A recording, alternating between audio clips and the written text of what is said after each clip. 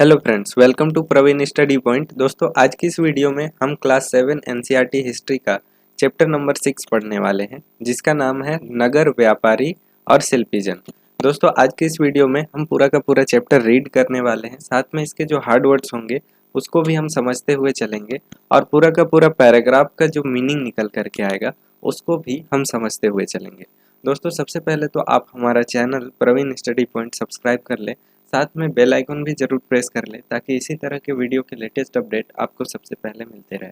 दोस्तों, अगर आप इसी तरह का क्लास 6 एनसीईआरटी हिस्ट्री का सारा वीडियो देखना चाहते हैं तो आप हमारे चैनल के क्लास 6 एनसीईआरटी हिस्ट्री नाम के प्लेलिस्ट में जाकर के सारे वीडियो देख सकते हैं।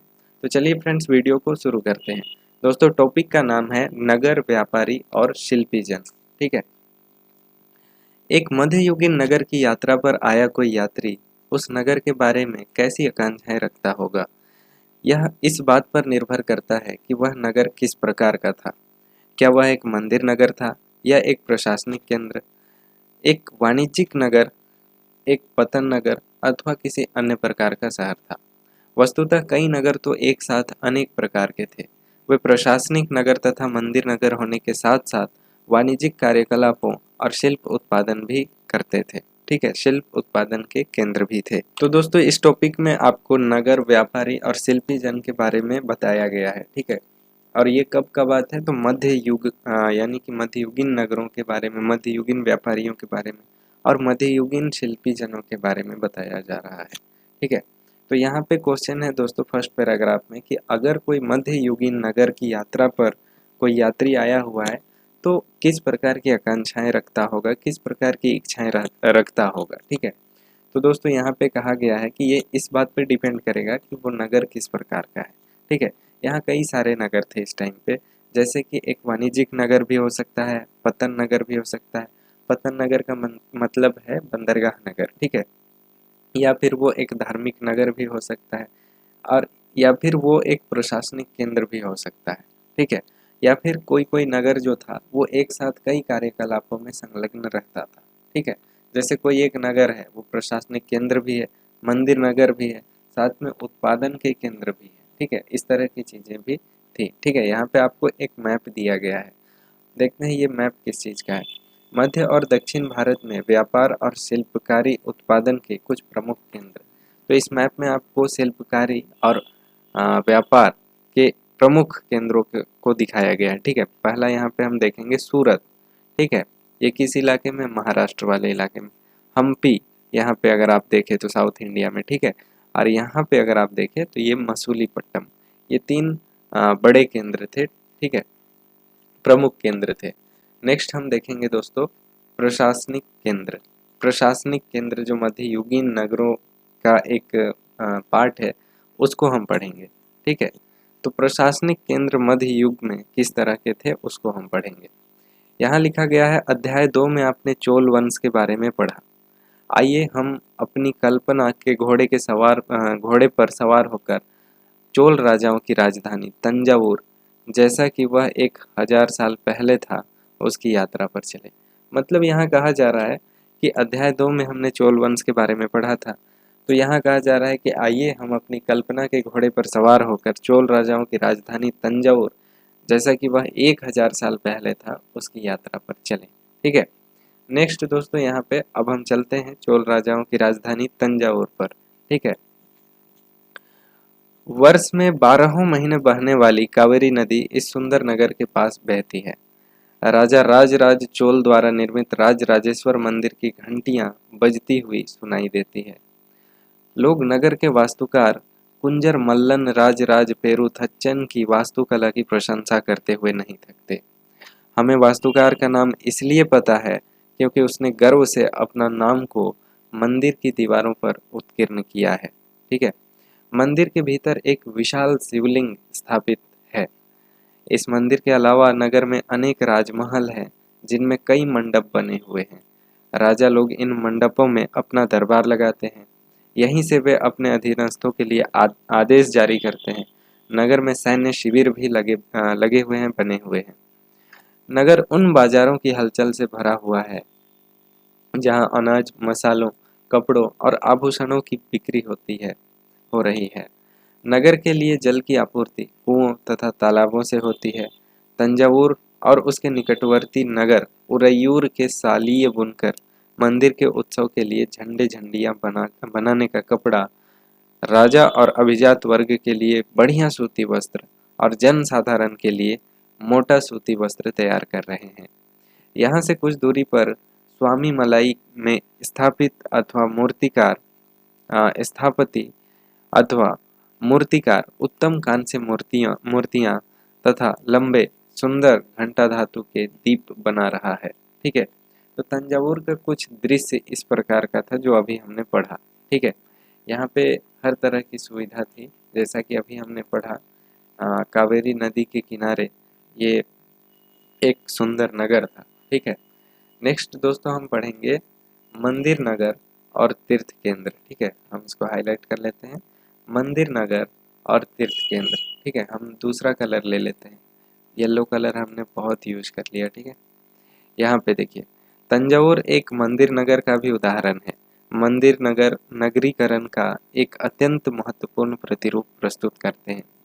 नगरीकरण नगरों के विकास की प्रक्रिया है। मंदिर अक्सर समाज और अर्थव्यवस्था दोनों के लिए ही अत्यंत महत्वपूर्ण होते थे।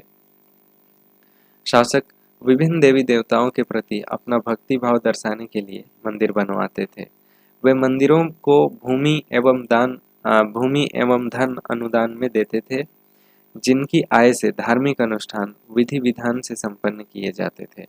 तीर्थयात्रियों तथा पुरोहितों पंडितों को भोजन कराया जाता था और पर्वोत्सव मनाए जाते थे। मंदिर के दर्शनार्थी भी दान दक्षिणा दिया करते थे। ठीक है, इस तरह की चीजें हैं।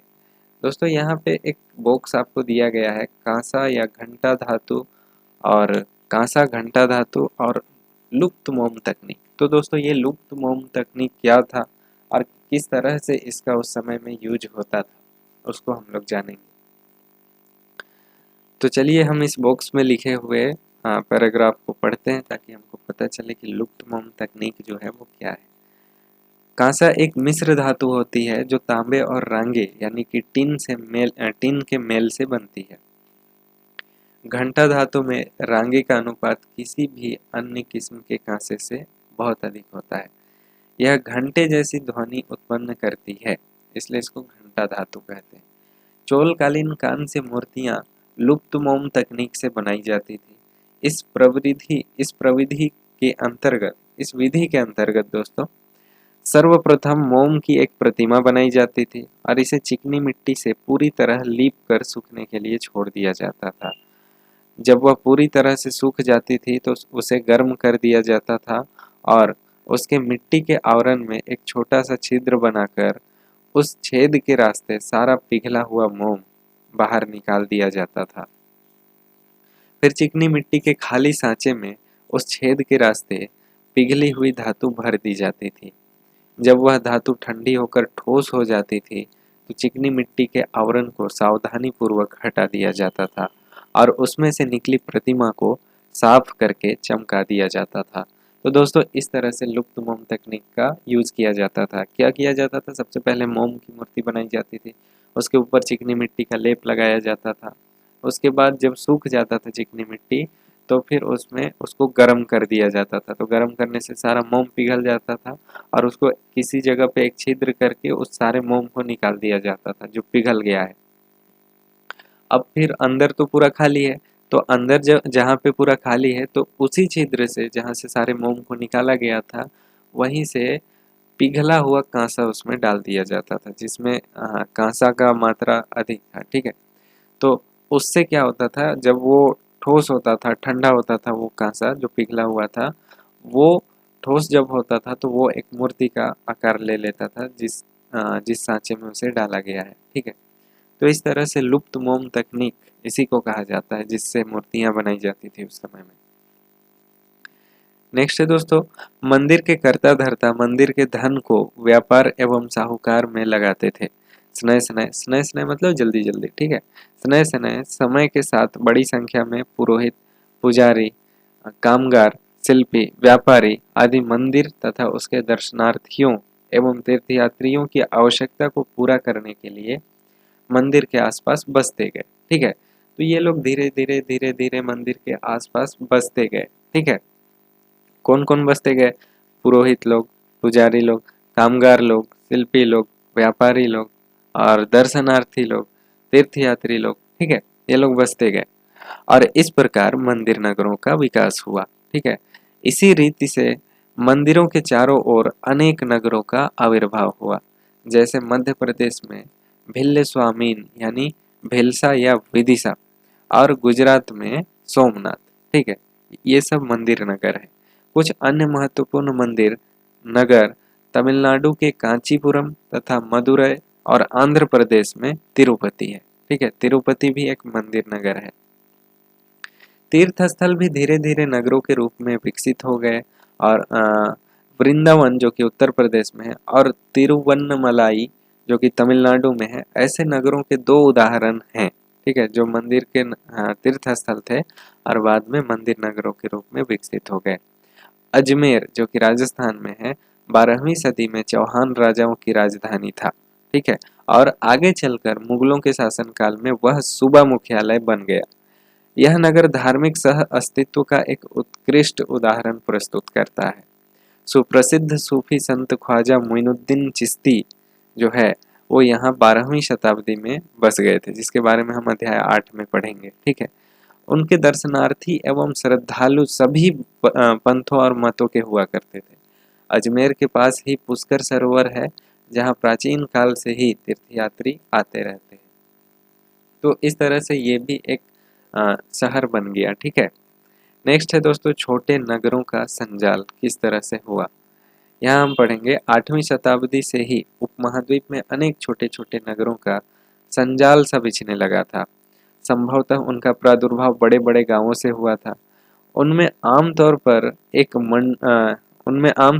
एक मंडपिका, बाद में जिसे मंडी कहा जाने लगा, मंडपिका होती थी, जहां आसपास के गांव वाले अपनी उपज बेचने के लिए जाते थे। आज भी हम उसको सब्जी मंडी बोलते हैं कहीं कहीं पे। ठीक है, इस तरह से मंडी लगती थी, बाद में यहाँ पे नगरों का विकास हो गया।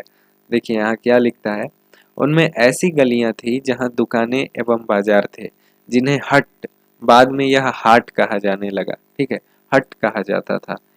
इसके अलावा भिन्न भिन्न प्रकार के कारीगर तथा शिल्पियों जैसे कुम्हारों, तेलियों, शक्कर बनाने वालों, ताड़ी बनाने वालों, सुनारों, लोहारों, पत्थर तोड़ने वालों आदि के अलग अलग बाजार होते थे।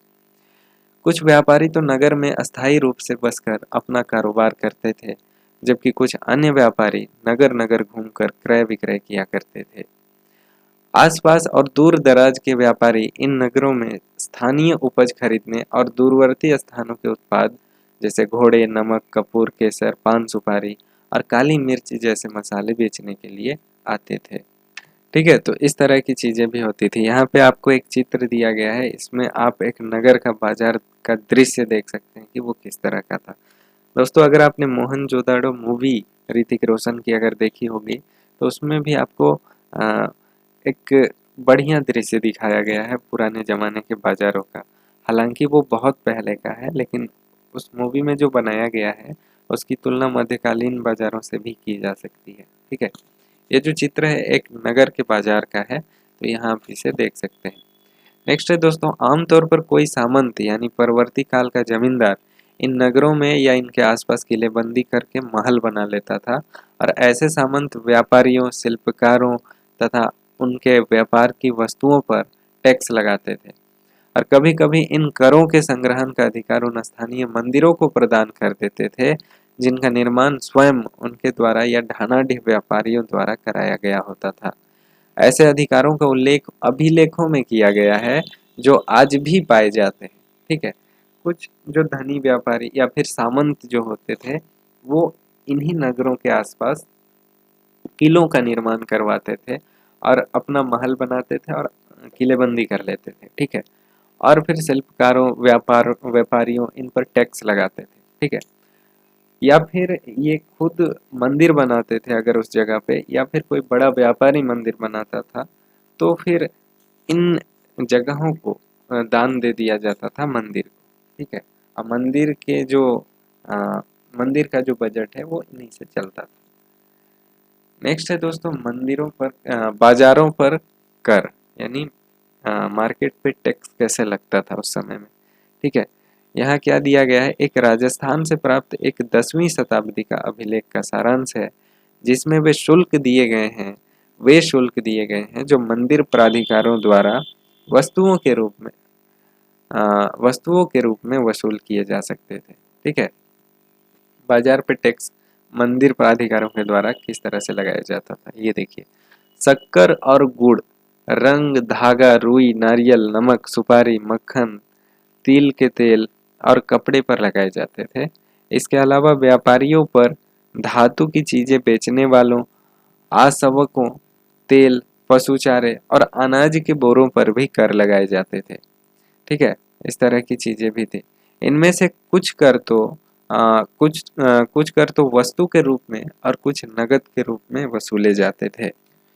बड़े व्यापारी और छोटे व्यापारी। ठीक है, देखते हैं इसमें क्या लिखा है। व्यापारी कई प्रकार के हुआ करते थे, उनमें बंजारे लोग भी शामिल थे। ठीक है, व्यापारी में बंजारे लोग भी शामिल थे। कई व्यापारी, विशेष रूप से घोड़ों के व्यापारी, अपने संघ बनाते थे, जिनका एक मुखिया होता था और वह मुखिया उनकी ओर से घोड़े खरीदने के इच्छुक योद्धाओं से बातचीत करता था।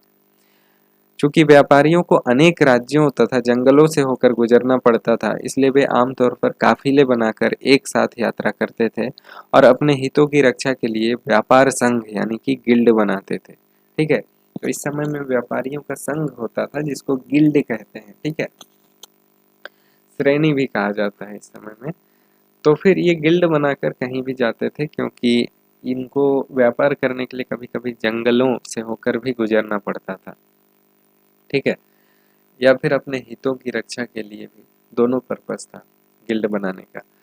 दक्षिण भारत में 8वीं शताब्दी और परवर्ती काल में ऐसे अनेक संघ थे।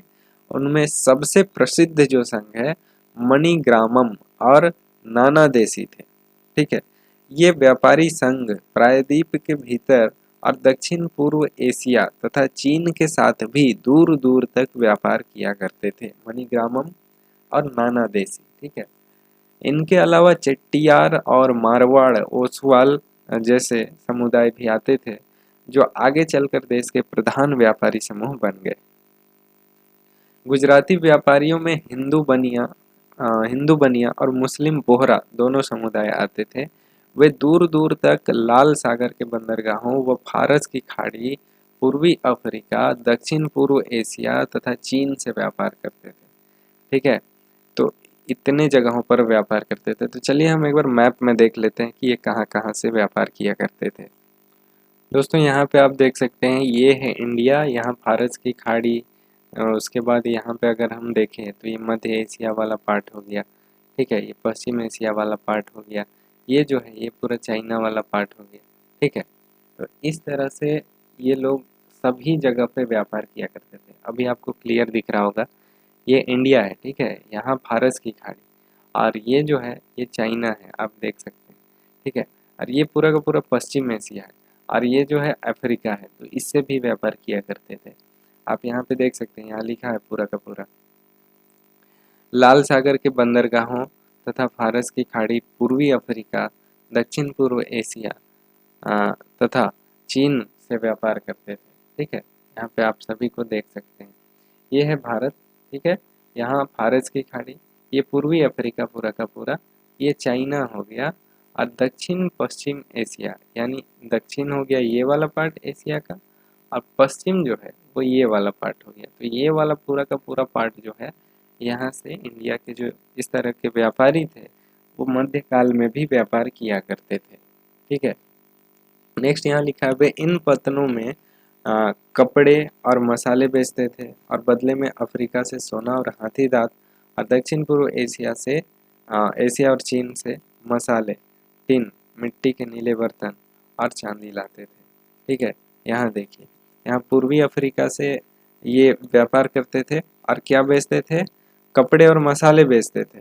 ठीक है, यहाँ से वे व्यापार करते थे, कपड़े मसाले बेचते थे और सोना और हाथी दांत लेकर के आते थे। अब पश्चिमी एशिया से जब वे व्यापार करते थे, तो यहाँ से क्या लाते थे वो देखिए, यहाँ से वे लाते थे मसाले, देखिए टिन, मिट्टी के तेल, बर्तन और चांदी आदि लेकर के आते थे चाइना से और पश्चिम एशिया से। ठीक है, नेक्स्ट यहाँ देखिए, पश्चिमी तट के नगरों में अरबी, फारसी, चीनी, यहूदी और सीरियाई ईसाई बस गए थे। लाल सागर के बंदरगाह में बेचे जाने वाले भारतीय मसाले और कपड़े इतालवी व्यापारियों द्वारा खरीदे जाते थे। ठीक है, तो दोस्तों यहाँ पे आप देख सकते हैं, ये जो रेड सी पहले देखते हैं। ठीक है, रेड सी अगर आप देखें तो ये है रेड सी। ठीक है, पूरे वर्ल्ड के मैप में। लेकिन यहाँ पे हम देखेंगे कि ये वाला जो रेड सी वाला एरिया है, इसके जो बंदरगाह है वहाँ पे कपड़े और मसाले बेचे जाते थे। और यहाँ जो कपड़े मसाले बेचे जाते थे उसके खरीदार कौन थे? इतालवी लोग भी थे। ठीक है, यहाँ के। नेक्स्ट हम पढ़ते हैं दोस्तों, और वहाँ से वे उन्हें आगे यूरोप के बाजार में बेचते थे। यूरोप कौन है? ये वाला जो एरिया है ये यूरोप है। तो यहाँ से इस इंडिया से खरीदते थे यहाँ के खरीदार, भारत की खाड़ी में रेड सी के आसपास के लोग, और उसको यहाँ यूरोप में बेचते थे। ठीक है, यूरोप में व्यापार करते थे। नेक्स्ट है, उनसे व्यापार में बहुत लाभ होता था और उष्णकटिबंधीय जलवायु में उगाए जाने वाले मसाले, काली मिर्च, दालचीनी, जायफल, सौंठ आदि यूरोपीय व्यंजनों के महत्वपूर्ण अंग बन गए थे। ठीक है, यहाँ की जिस तरह से क्लाइमेटिक कंडीशन थी दोस्तों यूरोप में, उस क्लाइमेटिक कंडीशन में इस तरह के मसाले नहीं उगते थे जैसे कि भारत में उगते थे। भारत में उष्णकटिबंधीय जलवायु में इस तरह की चीज़ें उगाई जाती थी, और ये जो उष्णकटिबंधीय जलवायु में जो उगाई जाती थी उन सभी की डिमांड यूरोप से आती थी। ठीक है, और यूरोप से जो डिमांड आती थी उसको फुलफिल भी किया जाता था, और फुलफिल जब किया जाता था तो इन लोगों के व्यंजनों में, खान पान में, इन सभी चीज़ों का जिसका उत्पादन भारत में होता था उनकी आदत लग गई थी। ठीक है, यहाँ पे आप देख सकते हैं इनके भोजन का मुख्य अंग बन गए थे। भारतीय सूती कपड़ा बहुत लुभावना होता था और ये चीज़ें ही यूरोपीय व्यापारियों को भारत तक खींच लाई। बाद में हम देखते हैं कि यूरोपीय लोग जो थे, यूरोपीय व्यापारी जो थे, वे लोग भारत भी आए। ठीक है, यहाँ से अगर आप देखें यही जो यूरोप है, यहाँ से ही भारत में बहुत सारे व्यापारी बाद में लगभग 16वीं 17वीं शताब्दी में हम देखते हैं कि आते हैं। ठीक है, 17वीं शताब्दी में। नेक्स्ट दोस्तों, समय के साथ साथ व्यापार और नगरों के रूप में किस प्रकार बदला, इसके बारे में हम बहुत शीघ्र पढ़ेंगे। ठीक है, व्यापार और नगरों के रूप में ये सारी चीज़ें किस तरह से बदली उसको हम बाद में पढ़ेंगे मॉडर्न इंडिया में। नेक्स्ट हम पढ़ते हैं काबुल। इसमें एक बॉक्स दिया गया है जो कि इम्पोर्टेंट चीज़ें बॉक्स में दी जाती है, तो लगभग मुझे लगता है कि ये इम्पोर्टेंट होगा। तो चलिए हम पढ़ते हैं कि इसमें क्या है। काबुल अपने पहाड़ी और विषम भूदृश्यों के साथ 16वीं शताब्दी से राजनीतिक और वाणिज्यिक दृष्टि से महत्वपूर्ण बन गया था। तो चलिए हम सबसे पहले तो काबुल देखते हैं। तो यहाँ पे आप देख सकते हैं काबुल। ठीक है, ये काबुल हो गया। यहाँ काबुल तो आपको दिख रहा है लेकिन बाकी चीज़ें नहीं दिख रही है, तो हम इस मैप में बढ़िया से देख सकते हैं। ये देखिए, ये जो दिख रहा है ये इंडिया का पार्ट है। ठीक है, ये इंडिया का पार्ट है। यहाँ पे आप देख सकते हैं ये गुजरात है और ये सीमा रेखा है। ठीक है, इंडिया की। ये है पाकिस्तान। पाकिस्तान के बाद अगर आप देखें तो यहाँ है अफगानिस्तान, और इस अफगानिस्तान में ये वाला पार्ट आपको काबुल दिखाई दे रहा होगा। अगर आप काबुल का मैप देखें तो काबुल कुछ इस तरह का है। ठीक है, ये काबुल है। काबुल में भी आप कुछ कुछ शहर यहाँ पे देख सकते हैं, और अगर आप और कुछ मैप देखना चाहें तो इस तरह का भी देख सकते हैं। काबुल है अफगानिस्तान में। ठीक है, इधर उसके तजाकिस्तान है, इधर पाकिस्तान है, तुर्कमेनिस्तान है, ईरान है। तो चलिए, अभी हमें इतना डिटेल से काबुल के बारे में पढ़ना नहीं है, हमने बस देखा कि काबुल है कहाँ, बाकी चीज़ें हम यहाँ पढ़ते हैं। काबुल और कंधार सुप्रसिद्ध रेशम मार्ग से जुड़े हुए थे। ठीक है, रेशम मार्ग से जुड़े हुए थे। साथ ही घोड़ों का व्यापार भी मुख्य रूप से इसी मार्ग से होता था। 17वीं शताब्दी में हीरो के एक सौदागर जो बैप्टिस्टे टैवर्नियर ने अनुमान लगाया था। ठीक है, जो बैप्टिस्टे टैवर्नियर ने अनुमान लगाया था कि काबुल में घोड़ों का व्यापार प्रतिवर्ष 30,000 रुपए का होता है, जो उन दिनों एक बड़ी भारी रकम समझी जाती थी। काबुल में मेवे, खजूर, गलीची उसके बाद रेशमी कपड़े और ताजे फल ऊंटों पर लाद कर लाए जाते थे। ठीक है, काबुल से लाए जाते थे ये कहा जा रहा है। ठीक है, काबुल में घोड़ों का व्यापार इतना होता था 30,000 रुपए का, और उन दिनों एक बड़ी भारी रकम ये समझी जाती थी। और काबुल से क्या लाया जाता था, तो मेवे, खजूर, गलीचे, रेशमी वस्त्र, ताजे फल ऊंटों पर लाद कर लाए जाते थे और उपमहाद्वीप तथा अन्य भागों में बेचे जाते थे। ठीक है, उपमहाद्वीप मतलब हमारा जो भारतीय उपमहाद्वीप है उसको, उसकी बात हो रही है। यहाँ से लाए जाते थे और यहाँ इंडिया में बेचा जाता था। ठीक है, और क्या क्या लाया जाता था हमने पढ़ा अभी। नेक्स्ट है दोस्तों, तथा इनके अलावा गुलाम भी बिक्री के लिए लाए जाते थे। इस समय में काबुल से गुलाम भी बिक्री के लिए लाए जाते थे। काबुल उस समय इंडिया का ही पार्ट था। ठीक है, दिल्ली सल्तनत में काबुल जो है वो इंडिया का ही पार्ट था। ये पूरा का पूरा उपमहाद्वीप यहाँ से था। ठीक है, ये पूरा का पूरा आपको जो अभी इंडिया यहाँ से दिखाई दे रहा है, ये तो बाद में जब डिवीज़न हुआ, इंडिया का विभाजन हुआ, उस समय की बातें हैं। ठीक है, इंडिया की स्वतंत्रता के समय में। लेकिन पहले जो भारतीय उपमहाद्वीप है ये पूरा का पूरा पाकिस्तान, अफगानिस्तान सारा का सारा था। ठीक है, इसलिए उपमहाद्वीप के भीतर यहीं से सामान लाया जाता था और पूरे उपमहाद्वीप में डिस्ट्रीब्यूशन किया जाता था, यहाँ जो चीज़ें बनती थी उसको। ठीक है, नेक्स्ट हम देखेंगे नगरों में शिल्प। ठीक है, शिल्प, शिल्प क्या है, एक तरह से डिजाइनिंग है। ठीक है, आर्ट फॉर्म है। तो नगरों में शिल्प जो है वो किस तरह का था। बीदर के शिल्पकार तांबे तथा चांदी में जड़ाई के काम के लिए इतने प्रसिद्ध थे कि इस शिल्प का नाम ही बीदरी पड़ गया। ठीक है, बीदर के जो शिल्पकारी थी वो इतनी प्रसिद्ध थी कि इस शिल्प का नाम ही बीदरी पड़ गया। पांचाल अर्थात विश्वकर्मा समुदाय, जिसमें सुनार, कसेरे, लोहार, राजमिस्त्री और बढ़ाई शामिल थे, मंदिरों के निर्माण के लिए आवश्यक थे। इसके अलावा वे राजमहलों, बड़े बड़े भवनों, तालाबों और जलाशयों के निर्माण में भी अपनी महत्वपूर्ण भूमिका अदा करते थे। इसी प्रकार सालियार या कैकोलार जैसे बुनकर भी समृद्धशाली समुदाय बन गए थे और वे मंदिरों को भारी भरकम दान दक्षिणा दिया करते थे। वस्त्र निर्माण से संबंधित कुछ अन्य कार्य जैसे कपास को साफ करना, कातना और रंग भी स्वतंत्र व्यवसाय बन गए थे। रंगना भी स्वतंत्र व्यवसाय बन गए थे, जिनके लिए विशेषज्ञता की आवश्यकता होती थी। ठीक है, इस तरह की बातें हैं। चित्र 4 में पीतल के इस मोमबत्ती दान पर काला आवरण है। ठीक है, यहाँ देखिए किस तरह से एकदम फाइन आर्ट्स किया गया है, इसमें डिजाइनिंग किया गया है, बहुत छोटी छोटी चीज़ों का भी ध्यान रखा गया है। ठीक है, ये मोमबत्ती दान है, यहाँ पे मोम डालकर इसमें आग जलाया जाता था। ठीक है, नेक्स्ट है दोस्तों शॉल का बॉर्डर। यहाँ पे देख सकते हैं एक शॉल को, शॉल के बॉर्डर को किस तरह से डिजाइन किया गया है। उस समय भी इस तरह की कलाकृति थी। ठीक है, नेक्स्ट है दोस्तों शहरों के बदलते हुए भाग्य। ये जो है बॉक्स में दिया गया है, तो इसको पढ़ना हमारे लिए बहुत इम्पोर्टेंट है।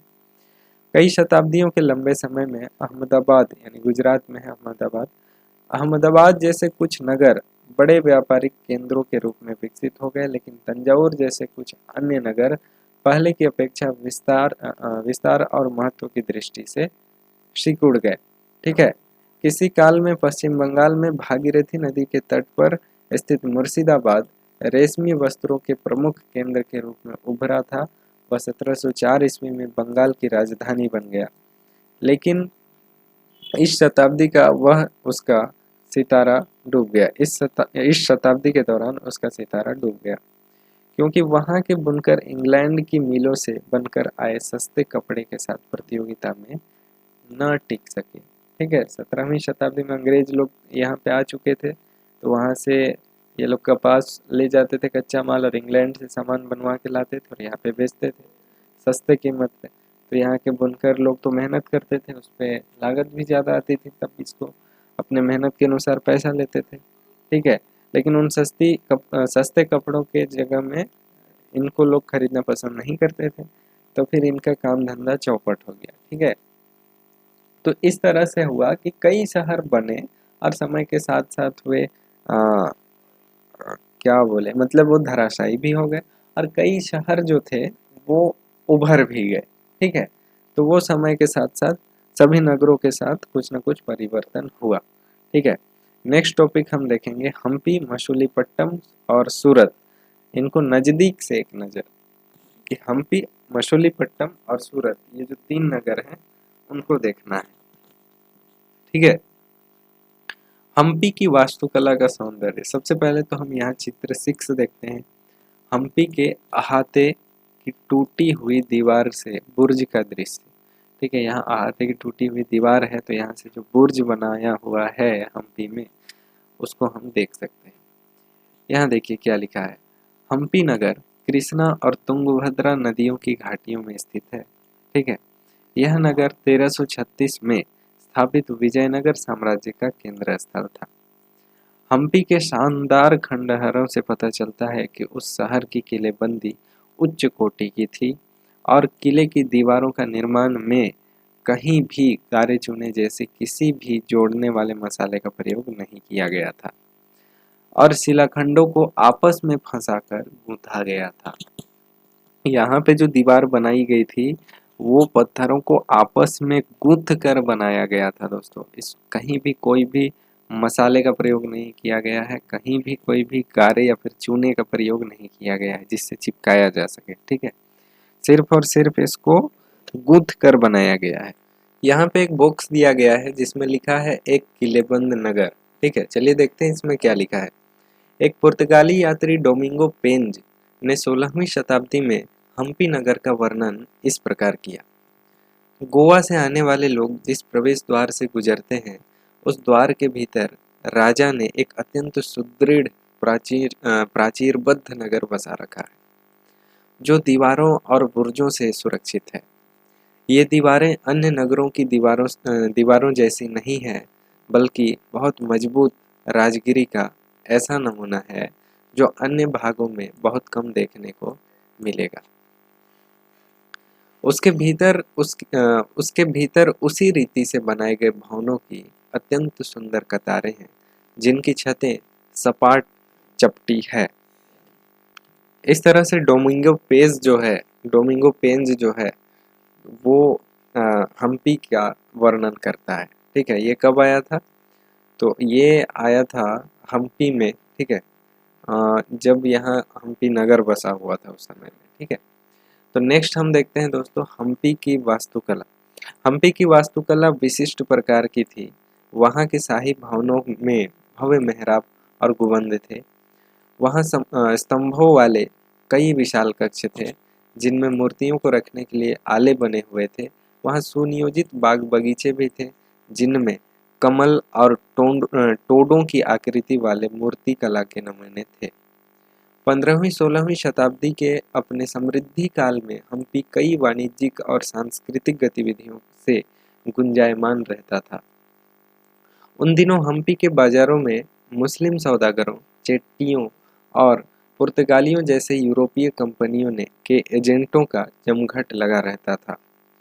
मंदिर सांस्कृतिक गतिविधियों के केंद्र होते थे और देवदासियां विरूपाक्ष यानी कि शिव मंदिर के अनेक स्तंभों वाले विशाल कक्षों में देव प्रतिमा, राजा तथा प्रजाजनों के समक्ष नृत्य किया करती। महानवमी पर्व, जो आज दक्षिण में नवरात्र पर्व कहलाता है, उन दिनों हम्पी में एक अत्यंत महत्वपूर्ण पर्व माना जाता था।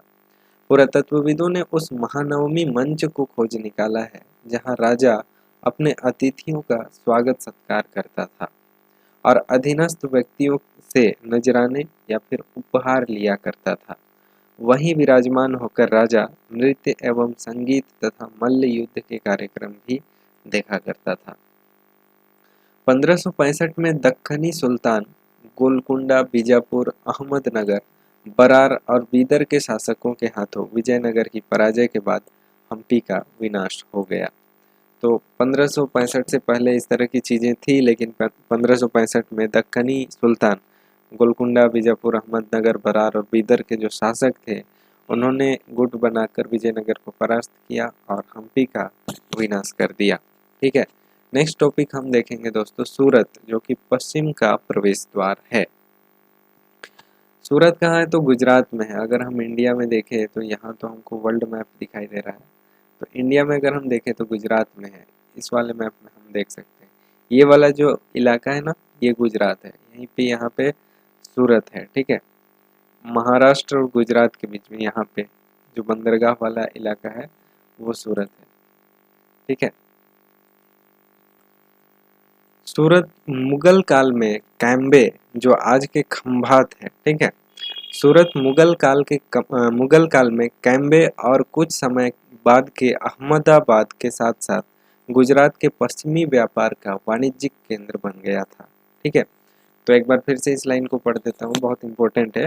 सूरत जो है मुगल काल में कैम्बे, जो आज के खंभात के नाम से है, ठीक है, और कुछ समय बाद के अहमदाबाद के साथ साथ गुजरात के पश्चिमी व्यापार का वाणिज्य केंद्र बन गया था, ठीक है, बन गया। सूरत ओरमुज की खाड़ी से होकर पश्चिमी एशिया के साथ व्यापार करने के लिए मुख्य द्वार था। सूरत को मक्का का प्रस्थान द्वार भी कहा जाता था, ठीक है। दोस्तों, जो हमने अभी ओरमुज की खाड़ी पढ़ा, ठीक है, जिसका जहाँ से व्यापार होता था, तो वो ओरमुज की खाड़ी जो है यहाँ पे है, ठीक है। तो ओरमुज की खाड़ी से होकर पश्चिम एशिया के साथ व्यापार होता था, पश्चिम एशिया के साथ व्यापार होता था। यहाँ पे आप गुजरात देख सकते हैं, यहाँ पे जो है सूरत भी है, ठीक है। अब देखिए, क्योंकि बहुत से हज यात्री जहाज से यहीं से रवाना होते थे, ठीक है, जहाज से यहीं से रवाना होते थे जो हज यात्री थे वो, ठीक है, ओरमुज से। नेक्स्ट है दोस्तों, सूरत एक सर्वदेशीय नगर था जहाँ सभी जातियों और धर्मों के लोग रहते थे। 17वीं शताब्दी में वहाँ पुर्तगालियों, डचों और अंग्रेजों के कारखाने व माल गोदाम थे। अंग्रेज इतिहासकार ओविंगटन ने 1689 में सूरत बंदरगाह का वर्णन करते हुए लिखा है कि किसी भी एक वक्त पर भिन्न भिन्न देशों के औसतन 100 जहाज इस बंदरगाह पर लंगर डाले खड़े देखे जा सकते थे। सूरत में ऐसी अनेक दुकानें थी जो सूती कपड़ा थोक और फुटकर कीमतों पर बेचती थी। सूरत के वस्त्र अपने सुनहरे गोटा किनारियों यानी जरी के लिए प्रसिद्ध थे और उनके लिए पश्चिमी एशिया, अफ्रीका और यूरोप के बाजार उपलब्ध थे, ठीक है। एक बार फिर से हम देखेंगे वर्ल्ड मैप, यहाँ पे हम फिर से देखेंगे पश्चिम एशिया पूरा का पूरा, यूरोप और अफ्रीका, ठीक है। ये किसका बाजार था? यहाँ पे आप इंडिया देख रहे हो, इंडिया, ये ओरमुज है, इंडिया देखिए, इंडिया यहाँ पे है, यहाँ पे सूरत है। तो इसके लिए पूरा का पूरा बाजार था ये, अफ्रीका, पश्चिमी एशिया, यूरोप पूरा का पूरा, ठीक है। इस तरह की चीजें हैं। राज्य ने विश्व के सभी भागों से नगर में आने वाले लोगों की आवश्यकताओं को पूरा करने के लिए अनेक विश्राम गृह बना रखे थे। वहाँ भव्य भवन और असंख्य मनोरंजन स्थल थे, ठीक है। सूरत में काठियावाड़ी सेठों तथा महाजनों की बड़ी बड़ी साहूकारी कंपनियां थी, ठीक है। सूरत में काठियावाड़ी सेठों तथा महाजनों की बड़ी बड़ी साहूकारी कंपनियां भी थी। उल्लेखनीय है कि सूरत से जारी की गई हुंडियों को दूर दूर तक मिस्र में काहिरा, तो इराक में बसरा और बेल्जियम में एंटवर्प के बाजारों में मान्यता प्राप्त थी। हुंडी जो होता है ना दोस्तों, वो एक भरोसा पत्र होता है, एक तरह का वो चेक चेक हम कह सकते हैं, भरोसा पत्र होता है, जो कि देखिए यहाँ यहाँ पर भी मान्य था। सूरत में जो हुंडियाँ बनाई जाती थी वो मिस्र में काहिरा, इराक में बसरा और बेल्जियम में एंटवर्प के बाजारों में भी मान्यता प्राप्त था। यहाँ भी अगर सूरत का हुंडी लेके जाएंगे तो यहाँ भी वो मान्य होगा, ठीक है, वैलिड होगा। किंतु 17वीं शताब्दी के अंतिम वर्षों में सूरत का भी अधःपतन प्रारंभ हो गया। इसके कई कारण थे। मुगल साम्राज्य के पतन के कारण बाजारों तथा उत्पादकता की हानि, साथ में पुर्तगालियों द्वारा समुद्री मार्गों पर नियंत्रण और बम्बई, जो कि वर्तमान मुंबई है, मुंबई से प्रतिस्पर्धा, जहां 1668 में अंग्रेजी ईस्ट इंडिया कंपनी ने अपना मुख्यालय स्थापित कर लिया था। आज सूरत एक महत्वपूर्ण वाणिज्यिक केंद्र है, आज भी, ठीक है। जोखिम भरा दौर मसूलीपट्टनम के लिए चुनौती, ठीक है। मसूलीपट्टनम जो एक शहर था उसके लिए भी एक चुनौती था, जोखिम भरा दौर था, ठीक है। देखिए क्या चुनौती था वो हम यहाँ पढ़ते हैं। मसूलीपट्टनम या मछलीपट्टनम नगर कृष्णा नदी के डेल्टा पर स्थित है। डेल्टा किसको बोलते हैं दोस्तों? जब नदी दो भाग में बंट जाती है तो उसके बीच का जो पार्ट होता है, ठीक है, जमीन होता है, उसको हम डेल्टा कहते हैं, जो काफी उपजाऊ होता है। नदी के द्वारा लाया गया जलोढ़ मिट्टी जो होता है वो उन डेल्टा प्रदेशों में पाया जाता है, जो कि किसी भी फसल के उत्पादन के लिए काफी अ, अ, उपजाऊ होता है, ठीक है। इसलिए वो बहुत इंपॉर्टेंट जगह होता है डेल्टा। तो मसूलीपट्टनम जो है या फिर मछलीपट्टनम नगर कृष्णा नदी के डेल्टा पर स्थित है, ठीक है। अब क्या होता है इसमें कि 17वीं शताब्दी में यह भिन्न भिन्न प्रकार की गतिविधियों का नगर था। हॉलैंड और इंग्लैंड दोनों देशों की ईस्ट इंडिया कंपनियों ने मसूलीपट्टनम पर नियंत्रण प्राप्त करने का प्रयत्न किया, क्योंकि तब तक वह आंध्र तट का सबसे महत्वपूर्ण पतन बन गया था। दोस्तों हमको इंग्लैंड तो पता है, ठीक है, लेकिन अभी तक हमको हॉलैंड पता नहीं है, ठीक है। तो दोस्तों ये है हॉलैंड, ठीक है। नीदरलैंड जो लिखा हुआ है वो नीदरलैंड का प्रोविंस था, प्रांत था, ठीक है। अब ये नीदरलैंड है। तो यहाँ आप देख सकते हैं यहाँ से भी व्यापार होता था, ठीक है। यहाँ की कंपनियां भी इस मसूलीपट्टनम में आना चाहती थी। इंग्लैंड तो आपको पता है, यूरोप में ये वाला जो पार्ट है वो इंग्लैंड का पार्ट है, ठीक है। यहाँ देखिए मसूलीपट्टनम का किला हॉलैंड वासियों ने बनाया था, ठीक है। मसूलीपट्टनम का जो किला है यहाँ के लोगों ने बनाया था, ठीक है। नेक्स्ट देखिए यहाँ पे मछुआरों का एक गरीब नगर। अंग्रेजी ईस्ट इंडिया कंपनी ने एक गुमास्ते विलियम मेथवर्ल्ड ने 1620 ईस्वी में इन शब्दों में मसूलीपट्टनम का वर्णन किया है। अंग्रेजी ईस्ट इंडिया कंपनी के गुमास्ते विलियम मेथवर्ल्ड ने 1620 में कैसे वर्णन किया मसूलीपट्टनम का, वो पढ़ते हैं। यह गोलकुंडा का मुख्य पतन है, जहां परम पूज्य ईस्ट इंडिया कंपनी अपना एजेंट रखती है। यह एक छोटा नगर है पर घना बसा हुआ है, बिना किसी चार दीवारी के, और खराब तरीके से बना हुआ है। न ही यह अच्छी जगह स्थित है। इसके सभी जल स्रोत खारे पानी के हैं। पहले यह एक गरीब मछुआरा नगर था, आगे चलकर यहाँ जहाजों के लिए लंगर डालने की सुविधा हो गई, जिससे व्यापारी लोग यहाँ रहने लगे। चूंकि हमारे तथा हॉलैंड के निवासी यहाँ इस तट पर आते जाते रहते हैं, यह उनके लिए निवास की व्यवस्था करता है, ठीक है। इस तरह की बातें वो अंग्रेज जो है वो लिखता है, ठीक है। गोलकुंडा के कुतुबशाही शासकों ने कपड़ों, मसालों और अन्य चीजों की बिक्री पर शाही एकाधिकार लागू किया, ठीक है। गोलकुंडा के कुतुबशाही शासकों ने कपड़ों, मसालों और अन्य चीजों की बिक्री पर शाही एकाधिकार लागू किया। अब ये शाही एकाधिकार क्या था? जिससे वहां का व्यापार पूरी तरह ईस्ट इंडिया कंपनी के हाथों में न चला जाए। विभिन्न व्यापारी समूह गोलकुंडा के कुलीन वर्गों, फारसी सौदागरों, तेलुगु कोमटी चेट्टियार और यूरोपीय व्यापारियों ने नगर को घनी आबादी वाला और समृद्धशाली बना दिया। जब मुगलों ने गोलकुंडा तक अपनी शक्ति बढ़ा ली तो उनके प्रतिनिधि सूबेदार मीर जुमला ने, जो कि स्वयं एक सौदागर था, हॉलैंड वासियों और अंग्रेजों को आपस में भिड़ाना शुरू कर दिया। 1686 से 87 में मुगल बादशाह औरंगजेब ने गोलकुंडा को मुगल साम्राज्य में मिला लिया, ठीक है। तो औरंगजेब यहाँ तक अपना विस्तार कर लेता है, ठीक है। अब यूरोपीय कंपनियों के सामने अन्य विकल्प ढूंढने की समस्या आ गई, ठीक है। जब गोलकुंडा को अपने मिला लिया तो यूरोपीय कंपनियों के सामने अब दूसरा विकल्प चाहिए था, ठीक है। कंपनी की नई नीति के अंतर्गत केवल इतना ही पर्याप्त नहीं था कि पतन भीतरी प्रदेश के उत्पादन केंद्रों के साथ संबंध बनाए रखे, बल्कि इस बात की भी आवश्यकता महसूस की गई कि कंपनी के नए केंद्र एक साथ राजनीतिक, प्रशासनिक एवं वाणिज्यिक भूमिकाएं भी अदा करें। जब कंपनी के व्यापारी बम्बई यानी कि मुंबई, कलकत्ता यानी कि कोलकाता और मद्रास यानी कि वर्तमान चेन्नई चले गए, ठीक है।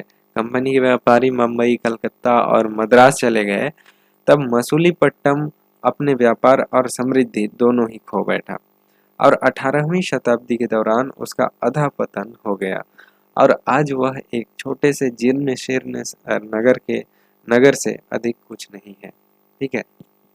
इस तरह की चीजें मसूलीपट्टनम के साथ हुई, जो कि आज का मछलीपट्टनम नगर है। नए नगर और व्यापारी, ठीक है। नए नगर और व्यापारी कैसे बने, इसको हम पढ़ेंगे इस पैराग्राफ में। 16वीं और 17वीं शताब्दियों में यूरोप के देश व्यापारिक उद्देश्यों से मसाला, कपड़ा की तलाश में लगे हुए थे। जो यूरोप की पश्चिमी एशिया जो यूरोप और पश्चिमी एशिया दोनों जगह लोकप्रिय हो गए थे। कहाँ कहाँ हो गए थे? यूरोप और पश्चिमी एशिया, ये वाला यूरोप और ये पूरा का पूरा पश्चिमी एशिया, ठीक है, दोनों जगह लोकप्रिय हो गए थे। अंग्रेजों, होलैंडवासियों और फ्रांसीसियों ने पूर्व में अपनी वाणिज्यिक गतिविधियों का विस्तार करने के लिए अपनी अपनी ईस्ट इंडिया कंपनी बनाई। प्रारंभ में तो मुल्ला अब्दुल गफ्फूर और वीरजी वोरा जैसे कुछ बड़े भारतीय व्यापारियों ने, जिनके पास बड़ी संख्या में जहाज थे, उनका मुकाबला किया। लेकिन किंतु यूरोपीय कंपनियों ने समुद्री व्यापार पर अपना नियंत्रण स्थापित कर लिया था, अपनी नौ शक्ति का प्रयोग किया और भारतीय व्यापारियों को अपने एजेंट के रूप में कार्य करने के लिए मजबूर कर दिया। अंततः अंग्रेज उपमहाद्वीप में सर्वाधिक सफल वाणिज्यिक एवं राजनीतिक शक्ति के रूप में उभर कर स्थापित हो गए। वस्त्रों जैसी वस्तुओं की मांग तेजी से आ जाने से अधिकाधिक लोगों ने कताई, बुनाई, धुलाई, रंगाई आदि का धंधा अपना लिया। इससे इन शिल्पों का बहुत विस्तार हुआ। भारतीय वस्त्रों के रूप, रंग और डिजाइन अधिक परिष्कृत होते गए और किंतु इस काल में शिल्पकारों की स्वतंत्रता घटने लगी। शिल्पी जन पेशगी की प्रणाली पर काम करने लगे, जिसका अर्थ था कि उन्होंने जिन यूरोपीय एजेंटों से पहले ही पेशगी ले ली थी, उन्हीं के लिए उन्हें कपड़ा बुनना होता था। अब बुनकरों को अपना कपड़ा या बुनाई के नमूने बेचने की स्वतंत्रता नहीं थी। उन्हें तो कंपनी के एजेंटों द्वारा निर्धारित डिजाइन के कपड़े उन्हीं के मांग के अनुसार बनाने पड़ते थे। 18वीं शताब्दी में बम्बई, कलकत्ता और मद्रास नगरों का उदय हुआ, जो आज के प्रमुख महानगर हैं। शिल्प और वाणिज्य में बड़े बड़े परिवर्तन आए जब बुनकर जैसे कारीगर तथा सौदागर यूरोपीय कंपनियों द्वारा इन नगरों में स्थापित ब्लैक टाउन्स में स्थानांतरित हो गए। ब्लैक यानी देसी व्यापारियों और शिल्पकारियों को इन ब्लैक टाउन्स में सीमित कर दिया गया, जबकि गोरे शासकों ने मद्रास के फोर्ट सेंट जॉर्ज और कोलकाता में फोर्ट सेंट विलियम की शानदार कोठियों में अपने आवास बनाए। 18वीं शताब्दी में शिल्प कलाओं और वाणिज्य की कहानी हम अगले वर्ष पढ़ेंगे, ठीक है।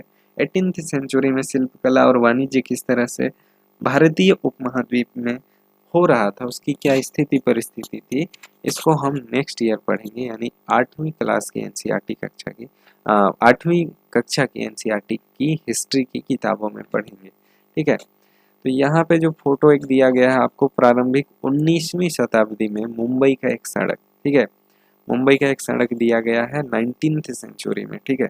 यहाँ पे आप देख सकते हैं फोटो। तो दोस्तों यहीं पे आपका चैप्टर खत्म होता है। यहाँ पे एक अन्यत्र में दिया गया है एक टॉपिक जिसका नाम है वास्को डिगामा और क्रिस्टोफर कोलंबस, ठीक है। इनके बारे में हम थोड़ा सा जान लेते हैं। 15वीं शताब्दी में, यानी कि 1400 से 1500, ठीक है, 1400 से 1499, इसको बोलते हैं 15वीं शताब्दी। 15वीं शताब्दी में यूरोपीय नाविकों द्वारा समुद्री मार्ग खोजने के अभूतपूर्व प्रयास किए गए, ठीक है। यूरोपीय नाविक लोग समुद्री मार्ग खोजने लगे, ठीक है, 15th सेंचुरी में। उसमें से अनेक नाविक भारतीय उपमहाद्वीप तक पहुंचने का मार्ग खोजने और मसाले प्राप्त करने की इच्छा से प्रेरित थे। पुर्तगाली नाविक वास्को डिगामा अटलांटिक महासागर के साथ साथ यात्रा करते हुए केप ऑफ गुड होप से निकलकर और हिंद महासागर को पार करके भारत पहुंचा। तो चलिए हम देख लेते हैं कि ये कहाँ कहाँ से आया था, ठीक है। वास्को डिगामा 14th सेंचुरी में जो है पुर्तगाल से निकल करके आता है। पुर्तगाल अगर हम देखें तो यही आसपास है, ये जो यूरोप है ना, इसी में है कहीं पे, यहाँ से ये आता है इस तरह से, ठीक है। अफ्रीका महाद्वीप, यहाँ पे देखिए, यहाँ पे मिलेगा आपको केप ऑफ गुड होप, तो इससे घूम के आता है हिंद महासागर को पार करके और पहुँचता है कहाँ? भारत, ठीक है। नेक्स्ट देखिए यहाँ पे क्या लिखा जाता है। अगर हम इसको यहाँ पे क्लिक करें, देखिए यहाँ पे क्या लिखा है, उसे अपनी पहली यात्रा को पूरा करने में 1 वर्ष से भी अधिक समय लगा। वह 1498 में कालीकट पहुंचा और अगले ही वर्ष पुर्तगाल की राजधानी लिस्बन लौट गया। इस समुद्री यात्रा के दौरान उसके 4 में से 2 जहाज नष्ट हो गए और 70 यात्रियों में से केवल 54 ही जीवित बचे। इस प्रत्यक्ष खतरों के बावजूद जो मार्ग खोले या और खोजे गए वे अत्यंत लाभकारी सिद्ध हुए, और उसके बाद तो अंग्रेज, होलैंडवासी और फ्रांसीसी नाविकों ने भी उनका अनुकरण करना प्रारंभ कर दिया गया। ठीक है, ये जो आपको लाइन दिख रहा होगा, अभी मैं वर्ल्ड मैप खोलूंगा तो आपको क्लियर हो जाएगा। ठीक है, देखिए यहाँ पे वो कालीकट पहुंचता है, वास्को डी गामा 15वीं शताब्दी में। ठीक है, लेकिन ये जो मार्ग खोजता है उसको बाद में सबको बेनिफिट होता है इससे। नेक्स्ट हम पढ़ेंगे कोलंबस के बारे में। ठीक है, भारत पहुंचने के लिए समुद्री मार्गों की खोज का एक अन्य सुपरिणाम निकला जिसकी किसी को आशा नहीं थी। एक इटली वासी क्रिस्टोफर कोलंबस ने भारत पहुंचने का मार्ग खोजने के लिए अटलांटिक महासागर को पार करके पश्चिम की ओर यात्रा करने का निश्चय किया। उसका सोचना था चूंकि पृथ्वी गोल है इसलिए वह पश्चिम की ओर से भी भारत पहुंच सकता है। वह 1492 में वेस्ट इंडीज के तट पर पहुंचा और वेस्ट इंडीज का नाम इसी भ्रांति के कारण पड़ा। उसके पीछे स्पेन और पुर्तगाल के नाविक और विजेता भी वहां आते रहे उसके पीछे। ठीक है, और उन्होंने मध्य और दक्षिणी अमेरिका के बड़े बड़े भागों को अपने कब्जे में कर लिया और अक्सर उन प्रदेशों की खोज उन प्रदेशों की पहले वाली बस्तियों को नष्ट कर दिया गया। ठीक है, तो यहाँ पे कहा जा रहा है दोस्तों, अगर आप देखेंगे तो यहाँ पे क्रिस्टोफर कोलंबस जो है ये थोड़ा सा उल्टा काम करता है। ये क्या करता है वो देखिए, ये जो है पुर्तगाल से निकलता है, अटलांटिक महासागर को पार करता हुआ ये क्या करता है कि ये वेस्ट की तरफ चलना शुरू करता है, और वेस्ट की ओर जाने से ये कहाँ पहुंचता है, ये इतना दूर नहीं पहुंच जाता है, ये इधर से जाता है और वेस्ट की ओर ये इधर चला जाता है। ठीक है, और इसका सोच ये था दोस्तों कि पृथ्वी तो गोल है, अगर हम वेस्ट की तरफ से भी जाएंगे तो इंडिया पहुंच सकते हैं। ठीक है, इसलिए ये इधर निकला था। ठीक है, और वो इंडिया पहुंचने की जगह वो पहुंच जाता है वेस्ट इंडीज। ठीक है, और वेस्ट इंडीज जो नाम है दोस्तों इसमें इंडीज लगा हुआ है। जानते हैं कि ये इंडीज क्यों आया यहाँ पे, ये इसी भ्रम में कि ये इंडिया है और ये पश्चिम के तरफ से इंडिया है इसलिए इसको वेस्ट इंडीज कहा गया। ठीक है, यहाँ के लोग अब उसको वेस्ट इंडीज पुकारने लगे, लेकिन वो असलियत में इंडिया था ही नहीं, इंडिया तो इधर था। ठीक है, लेकिन ये वेस्ट इंडीज कहलाने लगा। ठीक है, यहाँ पे अगर आप देखें तो यहाँ पे आप देख सकते हैं वेस्ट इंडीज को मैप में, यहाँ पे आप अटलांटिक महासागर भी देख सकते हैं। ठीक है, अगर यहाँ पे देखा जाए तो ये देखिए, इसमें अटलांटिक महासागर आप देख सकते हैं। ये कौन सा है, ये वाला है अटलांटिक महासागर, यहाँ से घूम करके ये वेस्ट में जाता है, यहाँ पे उसको ये मिलता है। और जो कोलंबस था, ठीक है, वास्को डी गामा था, वो यहाँ से निकलकर पूरा अटलांटिक महासागर पार करता है, अफ्रीका का केप ऑफ गुड होप पार करता है और पहुँचता है भारत, जो कि कालीकट में पहुँचता है। ठीक है, और अगर आप वेस्ट इंडीज देखें तो वेस्ट इंडीज जो है ये यहाँ पे आप देख सकते हैं बढ़िया तरीके से, ये जो है ये वाला इलाका ये वेस्ट इंडीज है। ठीक है, तो यहीं पहुँचता है वो। तो हमने पूरा का पूरा चैप्टर समझ लिया कि किस तरह का है।